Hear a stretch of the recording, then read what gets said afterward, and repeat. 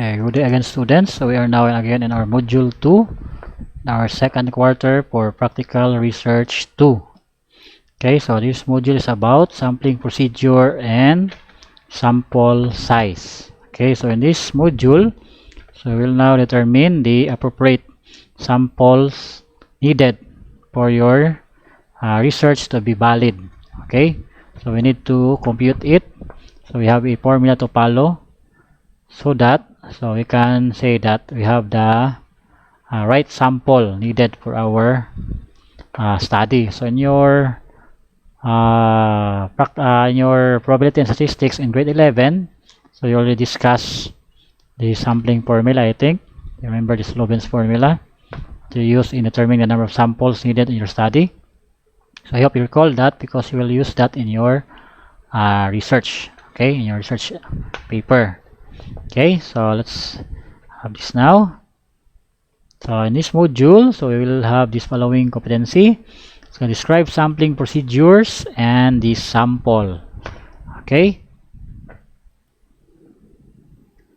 Then, okay, so let's have this introduction. So you're learning in grade 11 probability and statistics on random sampling is a great relevance as you explore this module. So definitely you were able to learn that random sampling gives everyone an equal probability or chance to be selected. At the same time, you had understood why sampling is considered when doing research. Sampling permits the researcher to do the research faster at lesser cost. Imagine doing a research with a huge number of respondents. Determining the correct sample size and how the samples are selected are crucial in ensuring the accuracy and precision of an estimate leading to the valid research findings. So, but how do we get the desired sample when doing quantitative research? So, what are the sampling procedures? So, these questions will be answered as we continue to answer in this module. Okay, so let's have here with this activity. So, let's try this. Instruction, read the paragraph provided in the box below. So as you are done reading, kindly answer the questions that follows. So Alex Dave, as an incoming freshman college student for this school year 2020-2021, plans to buy a laptop in preparation for the online class. He is not sure as to the specification of the laptop that will best suit the demands of online schooling. In order to get idea, he decided to do an online survey, asking from his 700 Facebook friends to help him decide in buying the right one at an affordable price. His Facebook friends consist of the following.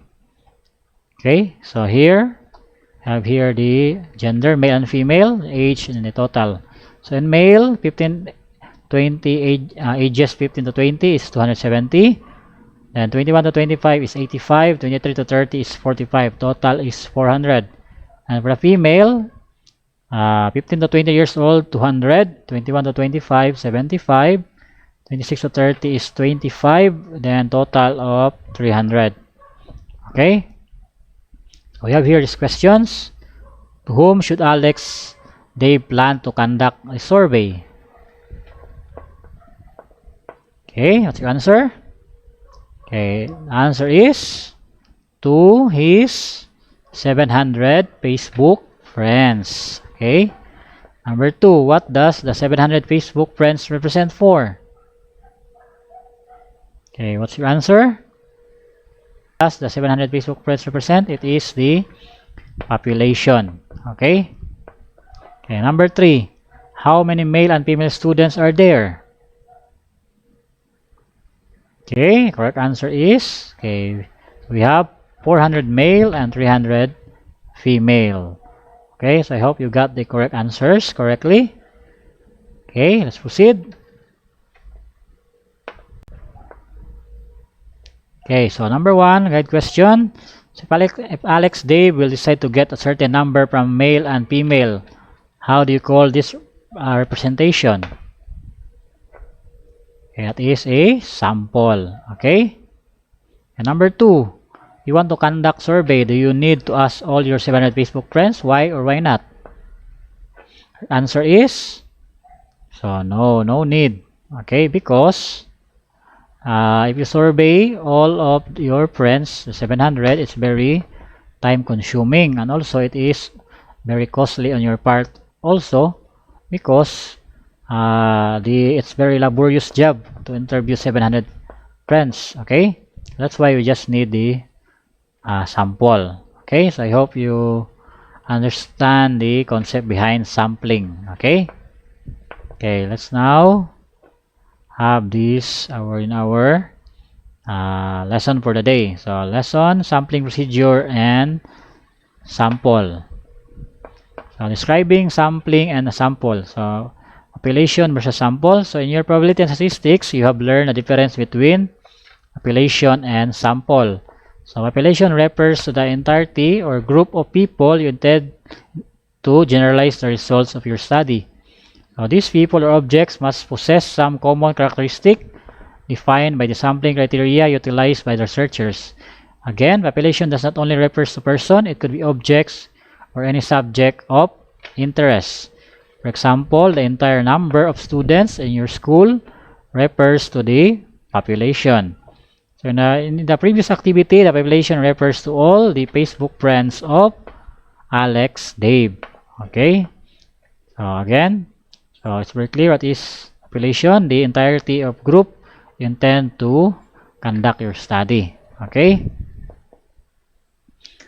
So in quantitative research, collecting any sort of data, whether to surveys or from secondary data, a researcher needs to decide which data to collect and from whom this data will be collected. So this is called the sample. So sample refers to a part of that population. This is the group of individuals who actually participate in your activity. So in this activity provided, this refers to the individuals who will respond to the online survey of Alex Dave. In other words, a sample is a subset of the population. Okay, so take note of that. So sample is just a part of your population. So if you're going to buy pizza, if you're gonna eat a part of it, so that is called the sample, the one slice. Okay, so let's have another example.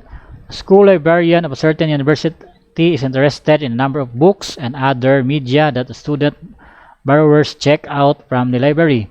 She examined the checkout records of 100 randomly selected students. Okay, answer. So the population there is the student borrower of a certain university, while the sample is the 100 students. Okay. And example 2. The Land and Transportation Office of Pagmatiag City wants to know about how many jaywalking incidents occur in a day in several highways with pedestrian lane. So camera installed photographs every fifth person who passes to the street without using the pedestrian lane. Okay, what is the sample in population?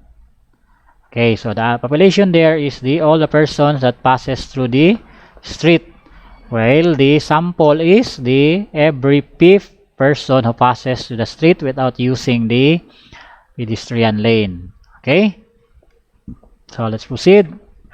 So it would be ideal if a researcher would be able to study the entire population to determine the value of the population parameter of some characteristic of the population. However, this is not generally possible. Instead, the researcher can usually study only a sample of a population. So I said earlier, so if you study the whole sample, it will be time consuming and very costly on your part, especially when you conduct survey. That's why you just need the sample. Okay, when selecting a sample from a population, bear in mind that the sample must appropriately represent the population. As much as possible, we want to eliminate biases in selecting the sample. Since sample can really affect the outcome of your study, there are factors to consider such as target population, sample frame, sampling method, and the sample size. In order to derive the desired sample size, a researcher must learn the process of sampling. Okay? So I hope it is clear. Okay, so Paltado, Bumbita, Boholano, and Pugoy 2016 define sampling as a process of getting information from a proper subset of population. The fundamental purpose of all sampling plans is to describe the population characteristic through values obtained from a sample as accurately as possible. It's therefore evident that if one were to draw conclusions based on a small sample, then the sample must imitate the behavior or characteristic of the original population as closely as possible. Okay, so we'll now go to the sampling technique. So using appropriate probability sampling technique. So in selecting the sample, our searcher has two methods to choose. So you can choose probability sampling or non-probability sampling. Okay, so I think you're familiar with this in your grade 11 statistics. Okay, so probability sampling or random sampling means every individual is given equal chance to be selected. So this method provides the most valid or credible results because it reflects the characteristic of the population from which they are selected. So example of this is the drawing of lots. Okay, so all of the respondents have equal chances of being selected in your study. Okay, on the other hand, non-probability sampling disregards random selection of subjects. Subjects are chosen based on their availability or the purpose of the study. In some cases, the sole discretion of searcher. This is not a scientific way of selecting respondents. Neither it does offer a valid or objective way of detecting sampling errors. Okay, so take note of the difference. So non-probability sampling is disregards the random selection. So you just select the samples based on your purpose. Okay, so we have here. So in this module, we'll be focusing on different probability sampling techniques as discussed below. So we have here a simple random technique. So it's the most frequently used type of probability sampling technique where the chance of selection is the same for every member of the population. So this technique can be done through draw lots.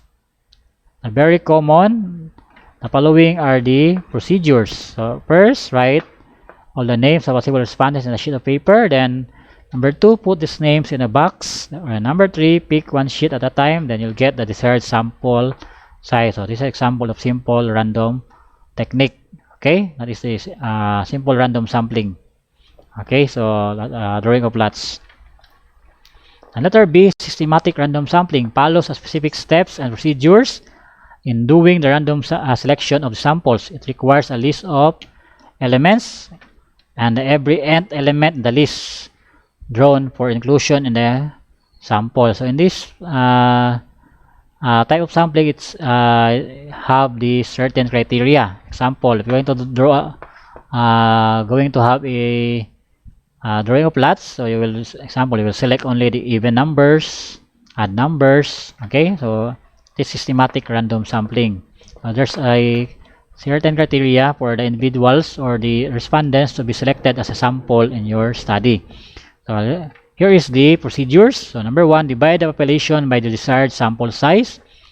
Then 2, choose random number between 1 and the value you obtain in step 1. Then from starting with the number you pick, for example 5, take every 10th and you see 5 as your starting point. Okay, so example, we're going to choose 50 samples. So just choose sample. You have 1,000 students. So you just select every pip of the students. So 5, 10, 15, 20, and so on until you reach your desired sample size, which is 50. Okay, that is systematic random sampling. Then we have now the stratified random sampling, also called the proportional or quota random sampling. Involves dividing the population into homogeneous subgroups and then taking a simple random sample in each subgroup. In stratified random sampling, the subjects are initially grouped into different classifications as gender, level of education, socioeconomic status. So it is important to note that this classification should not have any overlapping subjects. So the following procedures may be performed. So ito yung process. Okay, number 1, divide the population into subpopulations or strata.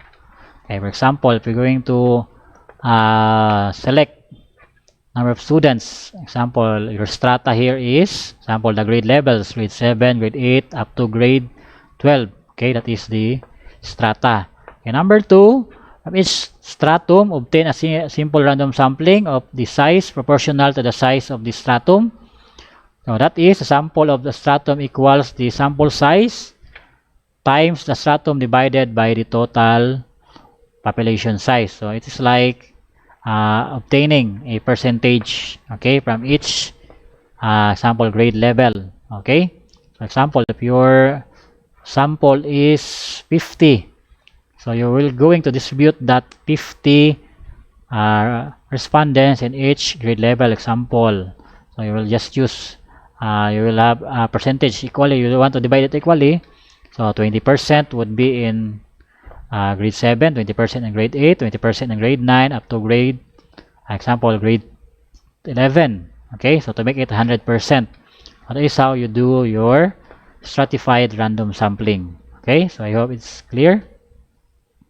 Then we have here this cluster random sampling. It's conducted when the size of population is too large to perform simple random sampling. It's a way to randomly select participants when they are geographically spread out. For example, if you want to choose 300 participants from a particular city like Davao City, it is likely impossible to get a complete list of everyone. Instead, a searcher randomly selects areas like barangay, purok, etc. So that is cluster.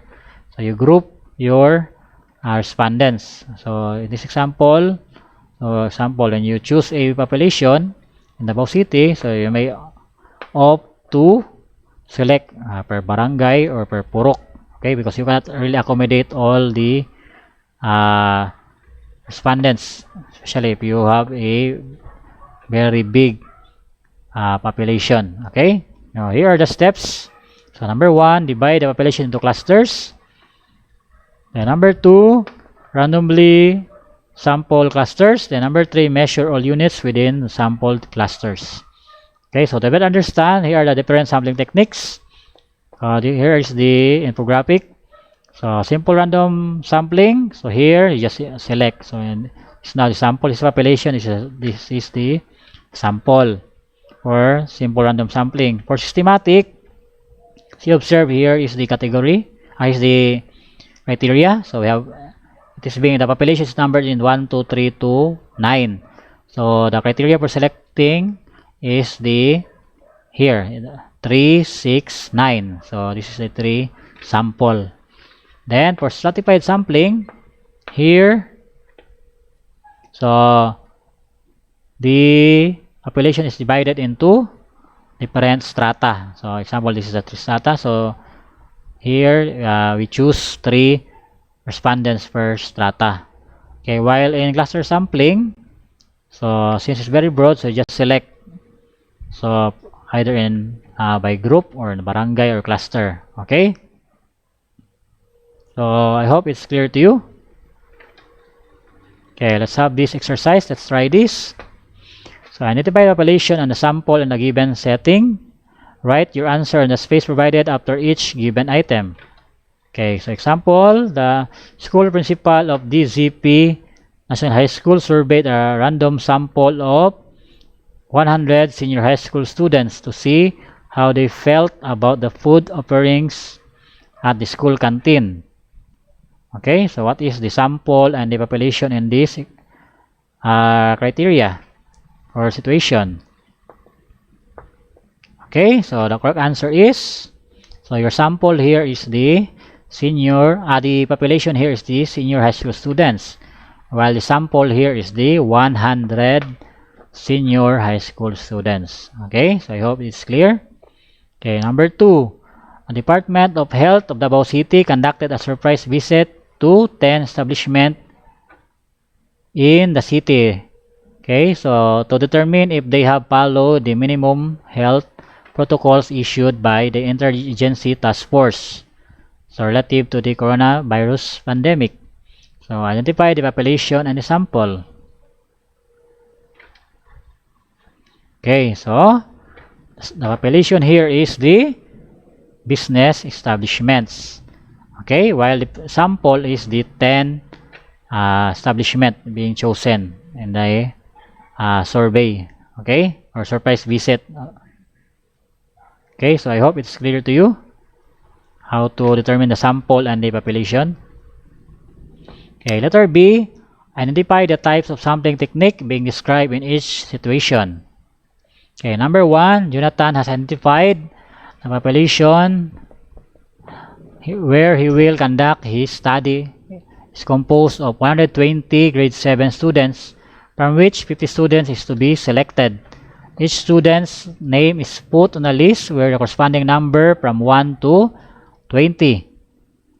So written in a separate piece of paper and then shuffled.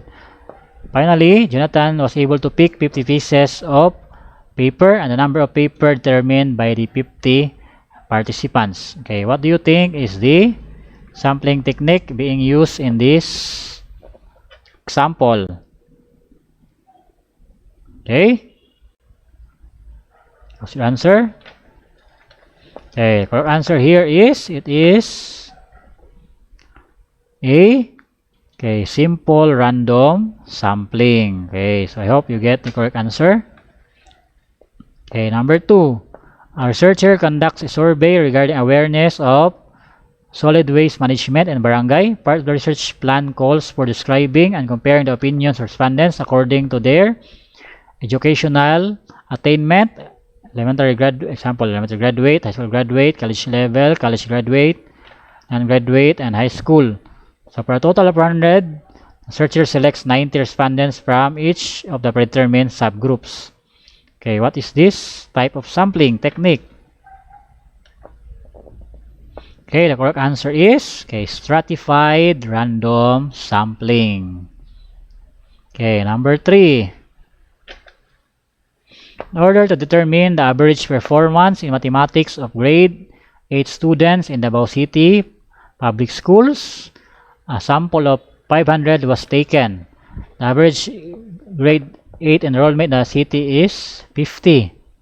So thus, 10 schools were randomly selected, and within each of these schools, all grade 8 students were selected. Okay, what type of sampling technique is this? Okay, the correct answer is cluster sampling. Okay, so I hope you got the correct answer. Okay, number 4. Our researcher is interested in the level of implementation on solid waste management in a particular city. The researcher uses the following procedures to obtain sample. 1. Random sample of barangay is drawn.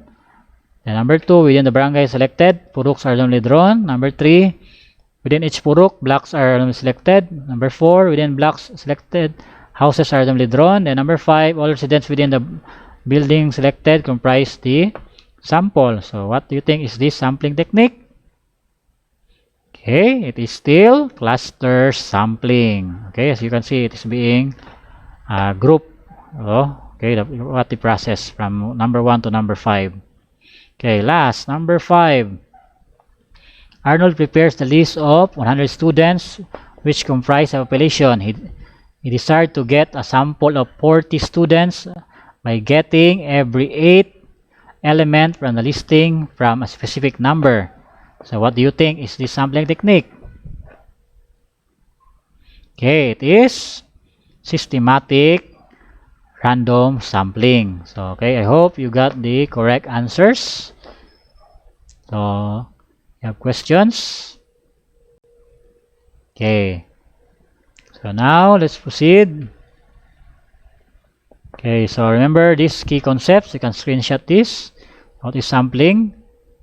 And the types of probability sampling. Okay, so we'll deal with probability sampling. So we have simple random sampling, stratified random sampling, systematic, and cluster random sampling. Okay, so let's test ourselves.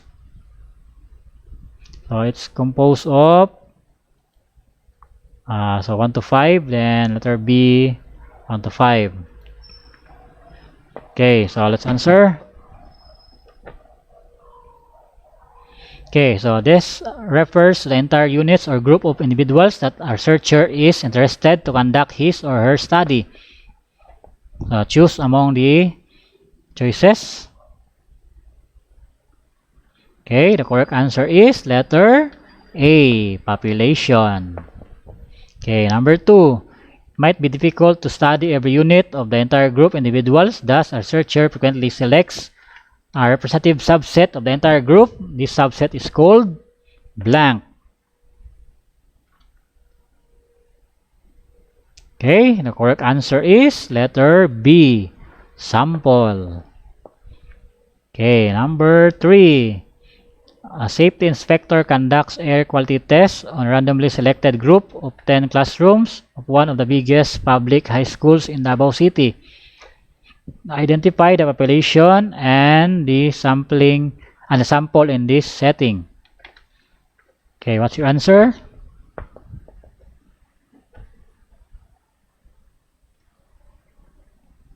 Okay, so the correct answer is letter B. So the population in all classrooms is the all public high schools, and the sample is the 10 classrooms. Okay, number 4. Which of the following shows a random sampling procedure? Okay, choose from A to D.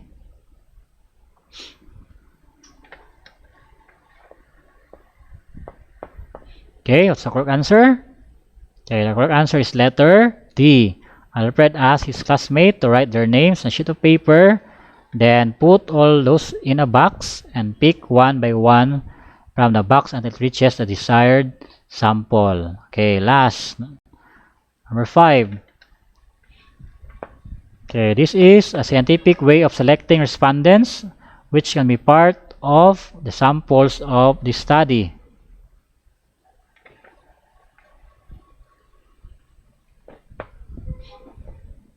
Okay, answer is letter C, probability sampling. Okay, so I hope you got all the 5 correct answers. Okay, here let's go to letter B.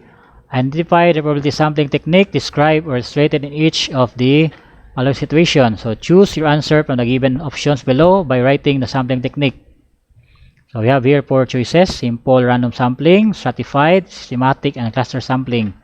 Okay, number 1, Mrs. Del Rosario wanted to find out if there's significant difference on students' performance in mathematics. Let's add a foreign language course. To do this, he decided to obtain a list of all students in each of the 8 sections of their school batch. He then randomly selected 2 sections and collected the math, senior high, and foreign language grades of each student in this section. So what do you think is the appropriate sampling technique?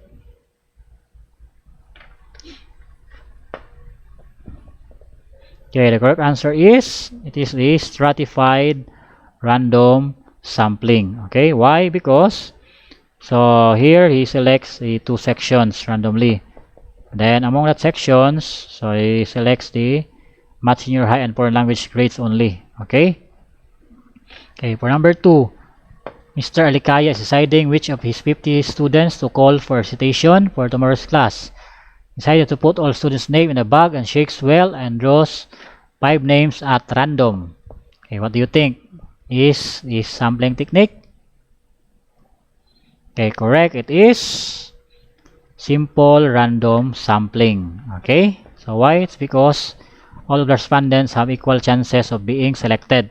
So he applied drawing of lots. Okay. Okay, number 3, you wish to examine the effect of socioeconomic status on diet. To do this, you decide to randomly sample from all the employees or patients at a local hospital for their study. So, however, it is known that more individuals in this group are from higher rather than lower socioeconomic status. Okay, what do you think is the sampling technique being used? Okay, number 3 is stratified random sampling technique. Okay, so why? Because we have this strata with the socioeconomic status. Okay. Okay, number 4, the researcher chooses an entry at random from the phone book and select every 50th number thereafter. Okay, what do you think is sampling technique?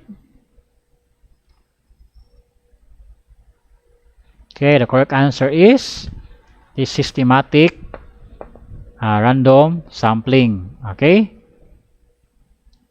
Why? Because here we have identify the criteria, which is every 50th number. Okay. Okay, last, for number 5, the searcher divides the city into blocks. Then choose a simple random sample of 10 city blocks and interview everyone who lives there. Okay, so it's very obvious. What's the sampling technique? Okay, it is cluster random sampling technique. Okay, so I hope you understand our lesson in this module.